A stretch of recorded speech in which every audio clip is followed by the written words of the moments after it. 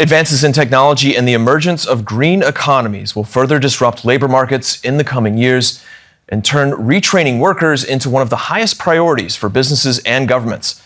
Well, that's according to the World Economic Forum's newest Future of Jobs report released today. Sadia Zahidi is managing director of the World Economic Forum and one of the co-authors of that report, and she joins me today. Sadia, welcome to the show. Before we dive deeper into the report, I want to ask you if you could briefly sort of summarize what the biggest takeaway is from this report. This is the first one since the, I guess, quote unquote, end of COVID. I don't know if we can say that.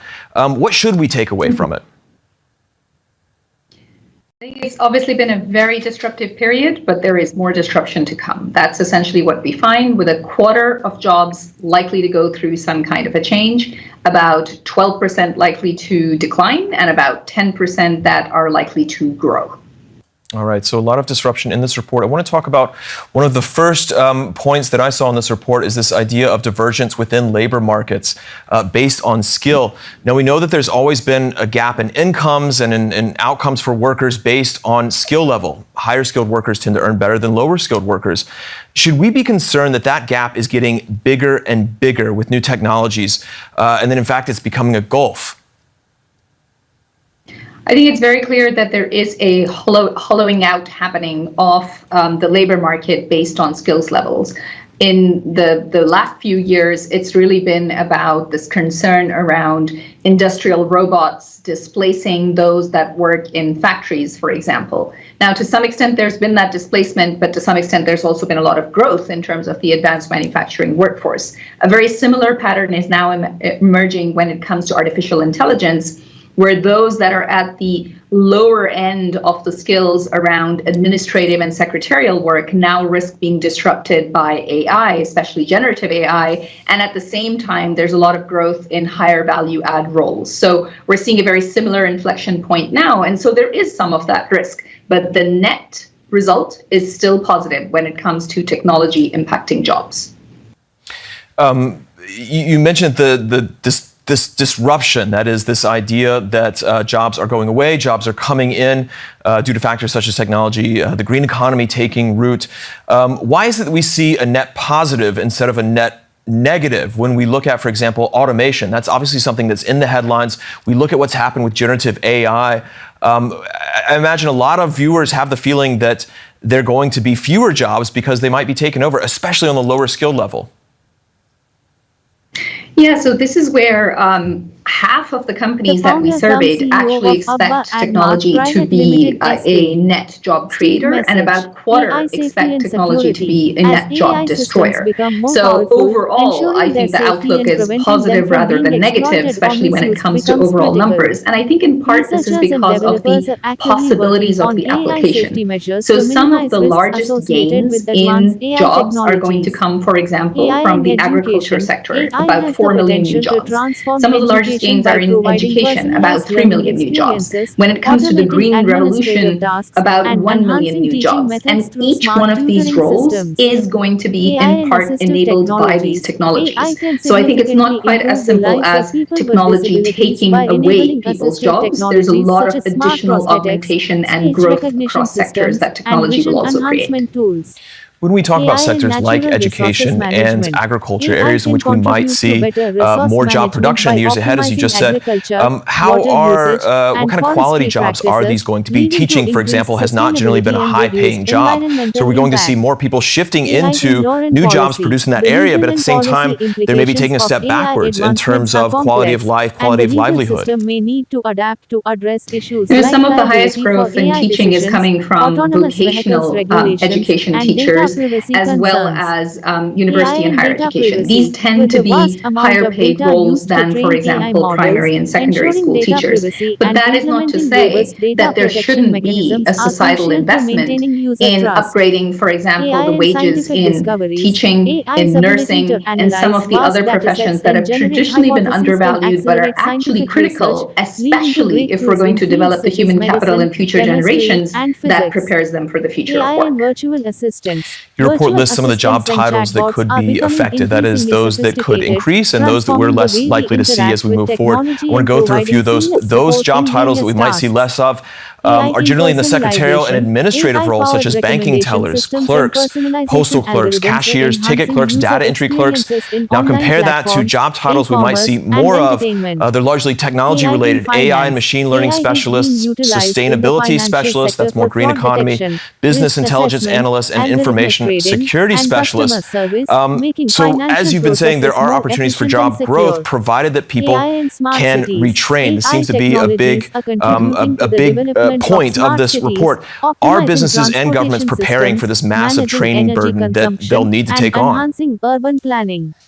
I think it's clear that both workers themselves and businesses have evolved. The last time we did this report 3 years ago versus today, it's clear that much more investment is going into reskilling and upskilling by companies. But it's not always the reskilling and upskilling that workers will need to be able to transition into a new role. The company is investing in what they need and the skills they will need for the future. But that doesn't mean that somebody who is being displaced is going to be able to get that from their current employer. And that's where governments need to step in, and that needs to be at a much larger scale than what is currently happening today. And it needs to be more sophisticated than what is happening today. At the moment, most countries are providing some level of an income safety net. Most are providing access to some kind of lifelong learning and some kind of support through career and job centers. But this needs to happen at a completely different scale, and these three things need to be brought together: the income safety net, the career advice, as well as the reskilling and upskilling. The good news is it actually can be done relatively fast, again, using the very technologies that are disrupting jobs. When we look at women and men, when it comes to disruption that we expect to see, will they likely be equally affected? It's very clear that thus far they have not been equally affected, and women have lost out more when it comes to the pandemic-related disruptions and the industries that essentially never recovered. It's also clear that when it comes to some of the lower skilled, lower paid work that is likely to be disrupted by artificial intelligence, you name some of those roles, they tend to be larger employers of women than of men. And so even looking at the future disruption, there are likely to be gender differences. And that is where, again, reskilling and upskilling efforts will need to be targeted, and it needs to start much earlier. There needs to be more focus on getting girls and young women into technology much earlier in schooling and in university. Is it also possible that technology could actually outpace our ability to train for it? That is, that my job is automated, or I don't have the ability to work in the same fashion. I train for something new, but then that becomes irrelevant in the near future. We've been partnering for the last few years with companies like Coursera, with companies like LinkedIn, and really trying to understand how fast can some of this reskilling actually happen. To your point, do we all need to wait for new 4-year degrees, or is it something that can be adjusted in 3 or 4 months? And I think that's where there really is a massive promise in online learning and credentialing, again, provided that governments actually take that seriously and start providing good certifications around some of that online learning. Employers, because of the very tight labor markets and advanced economies, and because they're facing talent shortages, are actually starting to accept a lot of those online learning and training certifications. And the good news is most of them are done in a few months, including for pretty sophisticated new set of skills. Are you seeing economies? Can you name economies that are taking the kind of steps forward with training that you've talked about to this point? So it's very clear that the Nordic economies that have always been ahead of the curve in terms of human capital development have also stayed ahead of the curve throughout the course of the pandemic and now continue to do so. The flex security model, for example, that exists in Denmark and in other parts of the Nordic economy. So that's certainly working well. The forum's also been working with a number of emerging markets as well as developed economies to actually put in place some of these models so that they can be taken elsewhere in the world. We're working with about 15 economies at the moment, from Greece and India and Pakistan to Brazil, that are also starting to put some of this in place for specific sectors in their economies. And we know, of course, it's not just technology that's disrupting many of these job sectors, but also the growth to make our economies greener. And we're seeing a lot more manufacturing coming on board. When we think about all the wind turbines, heat pumps, electric cars that need to come onto the markets and also be installed and repaired. Are we seeing a kind of period of the end of manufacturing? Because when I grew up in the U.S., it was always manufacturing was something that was on the decline. It was in the rearview mirror, and we were moving towards a service economy. But it seems like now there's a lot more manufacturing coming. Are we seeing a lot more of these jobs that could be produced in the future? There's a lot more investment by governments in forms of manufacturing and infrastructure development. There's sort of a rise of industrial policy again in a lot of the Western world that we haven't seen in the last few decades. So there is a lot more money, a lot more investment, a lot more finance going into this space. And to your point, very much with the aspiration to get towards a greener economy. So there is that increase. But I also think there's an element where this is becoming much more widespread. It's not just in the manufacturing sector. There's a rise in those that have sustainability-related skills across all businesses, regardless of whether that's manufacturing or services. There's a desire for more people that have environmental protection-related skills. There's very focused increase in demand for those that are working, for example, in solar energy. So there's a combination of very widespread growth where the green economy and green skills are in high demand across almost all sectors. Sadia, we touched a little bit on AI. Of course, that's such a prominent theme right now and something that many workers are thinking about and already using in their offices, for example. Generative AI is, of course, what we're seeing with ChatGPT and those kind of models. Is it possible that in terms of its disruption that it causes in the labor markets, that it could be overhyped? For example, when it comes to robotics and automation, we still haven't seen the kind of replacement of factory workers that actually was once imagined and that many businesses believed would have already taken place, or that there was more, inertia going towards a level of automation. Is it possible that with AI as well, it's not quite going to reach the level that we're seeing? Yeah, so we have been testing every couple of years that we launch this report. We sort of try to get an assessment of where the human-machine frontier is. And we try to do that across a set of tasks. And it's very clear that when it comes to tasks that require manual dexterity or physical force in some form or the other, those tasks are no more automatable today than they were 3 years ago or 5 years ago before that. So those things are starting to even out. But when it comes to tasks that require coordination, reasoning, communicating with others, they are slightly more automatable today than they were a few years ago. So it is very clear that as an aggregate, businesses are starting to see how some of these new technologies could be used more. But then when we look at the evidence across specific professions, there's net job growth, even with the disruptive potential of generative AI. So I think you're right that their application in terms of net decline is likely to be limited to very few professions. And in most cases, we're talking about something that will enhance productivity and lead to people being able to do more value-added work. Do we expect that AI can also help bridge this skills gap that we're seeing between the low-skilled and high-skilled workers?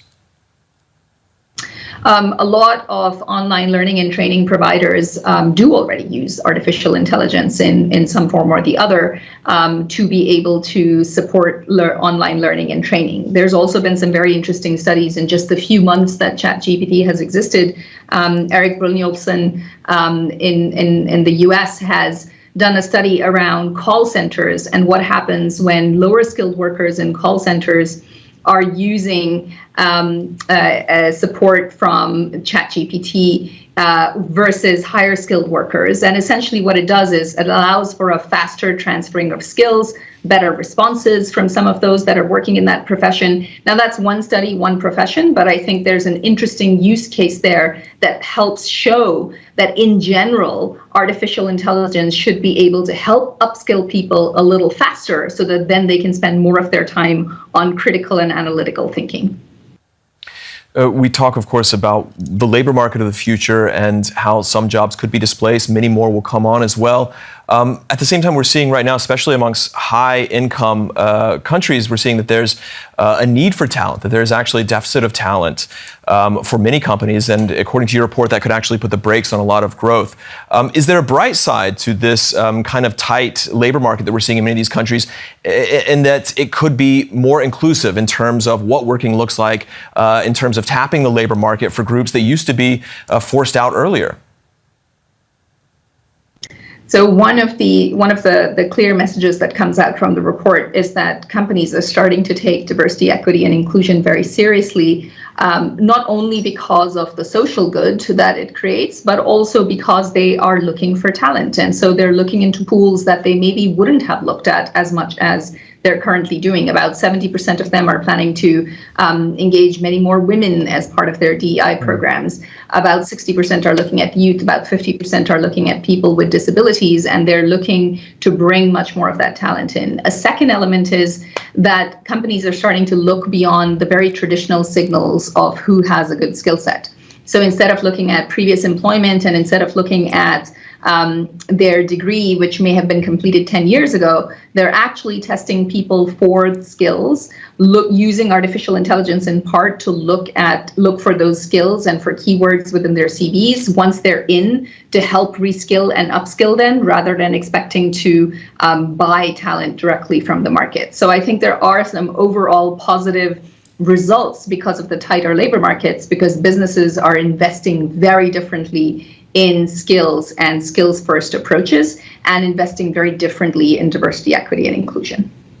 What could that tighter labor market and that attempt to invest more in diversity, equity, inclusion, what could it mean for some of the developments that we saw during the COVID economy, especially hybrid and remote working possibilities?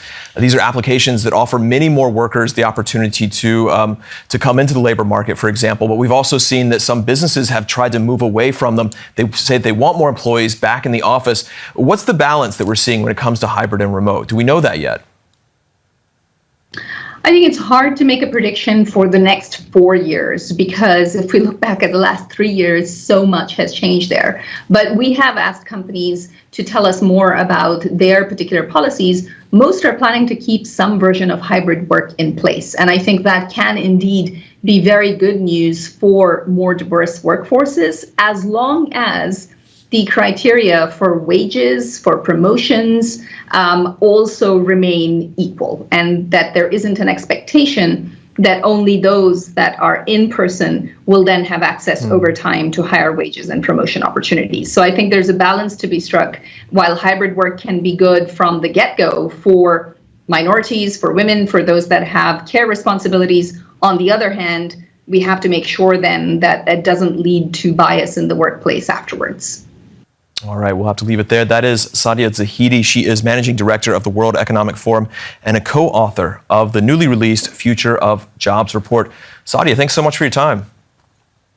Thank you.